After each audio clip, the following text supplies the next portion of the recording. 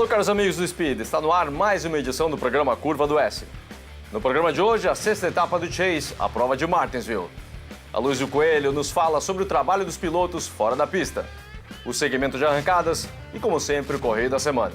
Nós começamos trazendo os resultados de Martinsville. Depois das 500 voltas, Denny Hamlin conseguiu a terceira vitória dele nessa temporada. Jimmy Johnson foi o segundo colocado, Juan Pablo Montoya terminou na terceira posição, Kyle Busch o quarto colocado e Jeff Gordon na quinta posição.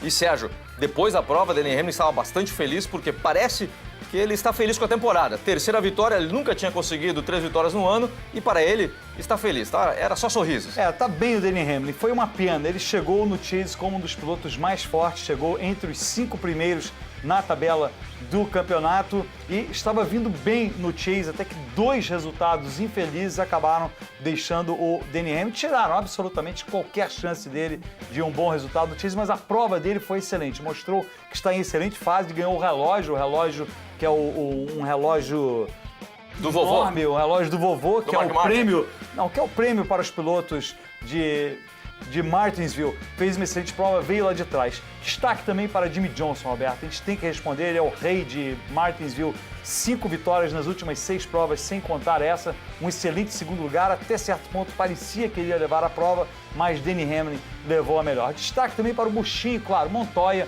um excelente terceiro lugar aqui para Martinsville, para essa pista de Martinsville, mas o Buschinho também, Roberto. O Buschinho está precisando de um bom resultado, está precisando elevar a moral dele, ficou razoavelmente longe de uma vitória, mas um 4º lugar para ele, acho que fez bem para o piloto. Jimmy Johnson apenas manteve o resultado, não foi muito agressivo naquele final, garantiu o segundo lugar, mas o destaque para mim nessa semana, não tanto essa semana, Sérgio, mas a semana que vem, em Talladega, Juan Pablo Montoya vai ser o vencedor e a gente fica imaginando o que aconteceria se na semana passada ele não tivesse aquele azar que teve.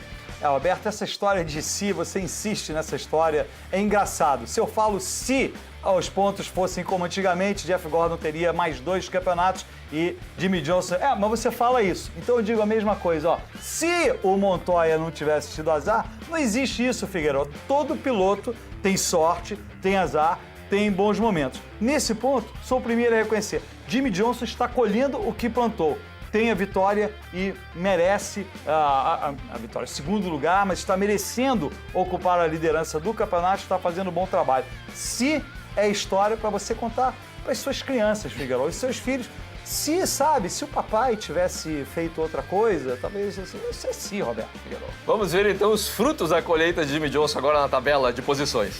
Com esta segunda posição em Martinsville, o futuro tetracampeão da NASCAR agora tem 118 pontos na frente de Mark Martin, 150 na frente de Jeff Gordon e o resto continua sendo o resto, Sérgio Lago. Eu tenho de presente uma toalha para você. Pode jogar já? Obrigado. Não vou jogar de jeito nenhum. Eu vou guardar para enxugar as suas lágrimas no final do ano. Tá aqui, ó, guardadinha aqui, ó, nesse computador. Não vou deixar aqui direitinho. Não vou jogar toalha nenhuma, Roberto Figueiredo. 118 pontos. Tá bom. Tá difícil, vamos admitir. 4 provas faltando.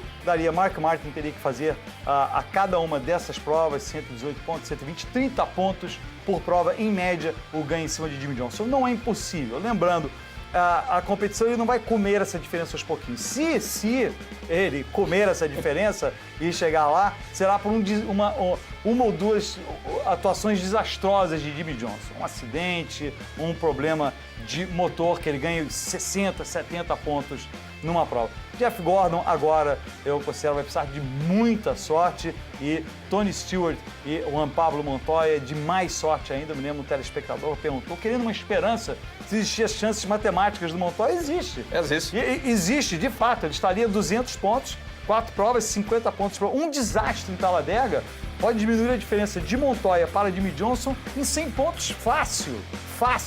Basta o Jimmy Johnson se envolver no acidente logo no início da prova.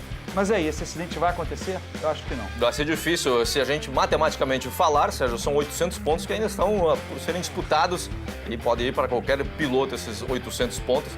Eu concordo com você, a situação é muito difícil para Montoya, para Martin, Gordon, Stewart e companhia. Vamos agora dar uma olhada na história do nosso automobilismo com o segmento Maquineta do Tempo. Francisco Saculandi, o Chico Landi, foi o primeiro piloto brasileiro a competir na Fórmula 1, onde disputou 7 etapas. 6 foram entre 1951 e 53. E a última em 56, quando conseguiu seu melhor resultado, quarto lugar no Grande Prêmio da Argentina. Filho de pai italiano e mãe brasileira, o paulista começou sua carreira de piloto no circuito da Gávea, em 1934. Ele venceu 3 vezes no famoso traçado carioca, sendo que a última em 48. De 1947 a 57, Chico competiu na Europa, tendo participado em provas contra nomes como Fangio, Farina e Ascari. Na última vez que Chico Landi entrou nas pistas, ele tinha 63 anos, quando chegou em terceiro nas 25 horas de Interlagos de 1973. Ele faleceu em 1989, com 71 anos de idade. Logo após o intervalo, o piloto e repórter do Curva do Oeste, Aloysio Coelho, nos fala sobre o trabalho dos pilotos fora da pista.